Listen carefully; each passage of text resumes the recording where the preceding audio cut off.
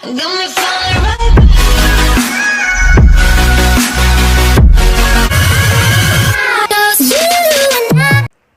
lupa subscribe dan klik tombol loncengnya ya. Halo, apa kabar kelas 9? Kita kembali lagi dengan materi bab 1, yaitu laporan percobaan.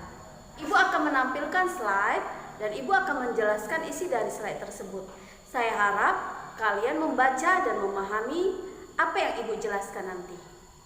Dalam pembelajaran ini, Ibu akan membuat konsep yang akan kita pelajari, yaitu dalam materi laporan percobaan, adapun peta konsep yang akan kita bahas adalah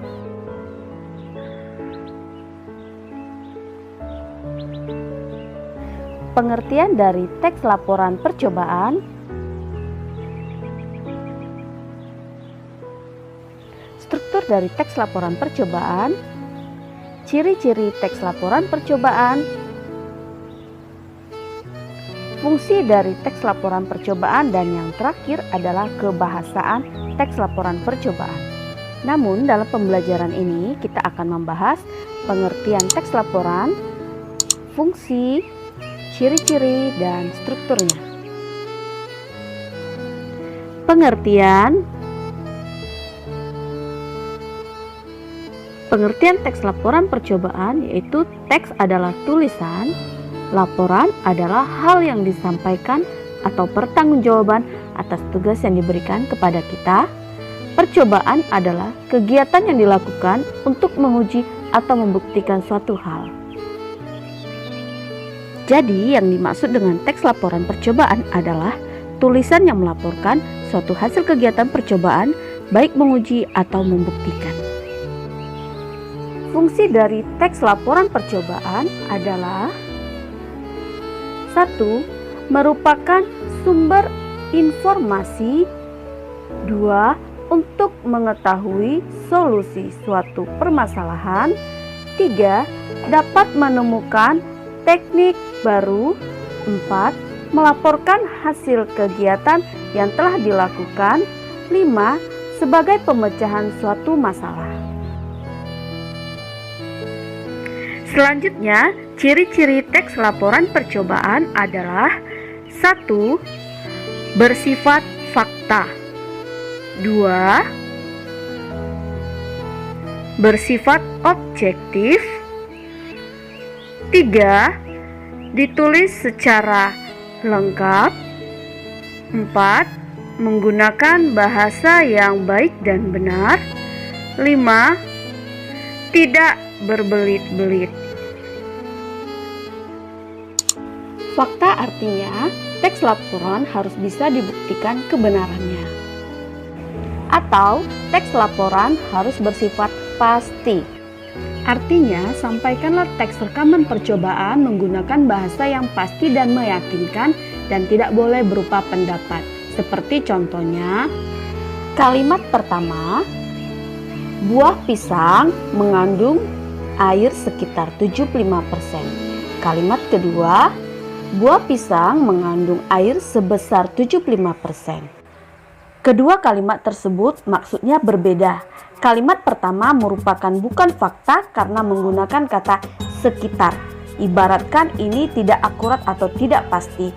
Sedangkan kalimat kedua ini sudah merupakan fakta karena isinya sudah pasti sebesar 75%. Bersifat objektif artinya mengungkapkan apa adanya secara benar dan nyata. Maksudnya, sebelum kita melakukan percobaan tentang sesuatu hal, kita itu memiliki hipotesis atau dugaan sementara. Contoh, minuman yang berwarna mengandung zat kimia yang berbahaya. Ternyata, setelah dilakukan penelitian untuk membuktikan hipotesis tersebut, ternyata tidak semua minuman yang berwarna mengandung zat kimia. Begitu. Jadi kita melaporkan apa adanya dan yang sebenarnya. Teks rekaman percobaan harus ditulis secara lengkap. Mengapa? Karena jika kita memberikan informasi secara lengkap akan berguna bagi para pembaca, dan para pembaca akan mendapatkan informasi yang utuh dan yang sebenarnya. Hal ini juga akan meyakinkan para pembaca bahwa teks rekaman percobaan itu dilakukan dengan berbagai eksperimen yang lengkap dan jelas, sehingga jika mereka mau mencoba mempraktekkan di rumah, mereka bisa melakukannya dengan informasi yang kita buat secara lengkap dan akan mengurangi kegagalan mereka dalam melakukan teks percobaan tersebut. Dan menggunakan bahasa yang baik dan benar. Kenapa? Agar informasi yang disampaikan bisa dipahami dengan jelas dan baik.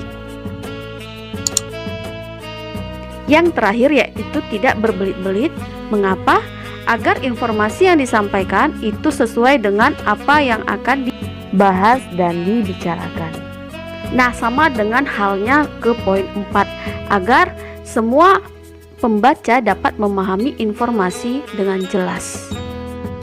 Oke, selanjutnya kita akan membahas struktur dari teks laporan percobaan. Adapun strukturnya seperti berikut ini. Judul. Dengan membaca judul, para pembaca akan mengetahui isi tentang teks laporan percobaan tersebut.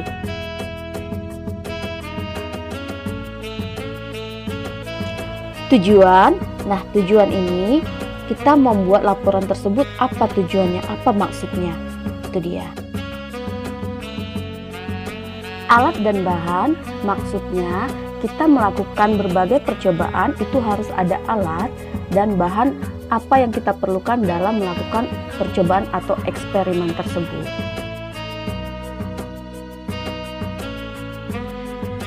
Selanjutnya adalah langkah-langkah. Langkah-langkah ini adalah tahap demi tahap untuk melakukan percobaan, dan ini dilakukan harus secara berurut agar hasilnya maksimal dan tidak gagal. Nah, selanjutnya adalah hasil.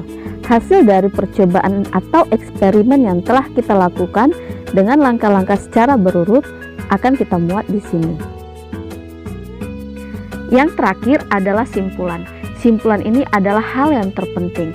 Jadi, setelah kita melakukan berbagai percobaan atau eksperimen, maka kita simpulkan hasil dari eksperimen kita. Nah, ini juga bisa sebagai jawaban dari hipotesis sementara kita yang kita buat sebelum kita melakukan percobaan. Dan di sini akan dapat kita melihat apakah hipotesis kita itu benar atau salah. Nah, ini adalah struktur dari teks laporan observasi. Yaitu pernyataan umum. Pernyataan umum maksudnya adalah gambaran umum dari suatu objek yang akan kita bahas atau yang akan kita teliti. Contoh pernyataan umum adalah kalimat pertama, semua buah mengandung vitamin. Kenapa ini dikatakan kalimat umum? Karena kata semua menyatakan umum. Dan kata semua ini menyatakan banyak dan tidak spesifik. Jadi semua buah adalah kata umum dari kata-kata khusus jeruk, mangga, dan apel atau jenis buah lainnya. Selanjutnya adalah uraian. Nah, dalam uraian ini adalah memuat atau membahas hal-hal secara terperinci tentang suatu objek yang dibicarakan atau yang dibahas. Contohnya, kita ambil dari kalimat yang tadi, yaitu pernyataan umum, semua buah mengandung vitamin. Nah, uraiannya yaitu buah jeruk mengandung vitamin C dan kulit buah jeruk saat mentah berwarna hijau dan kalau sudah matang berwarna orange. Nah, uraian ini adalah membahas tentang buah jeruk yaitu sebagai topiknya. Begitu contoh dari uraian. Nah, teks laporan percobaan biasanya kamu temui dalam pelajaran IPA.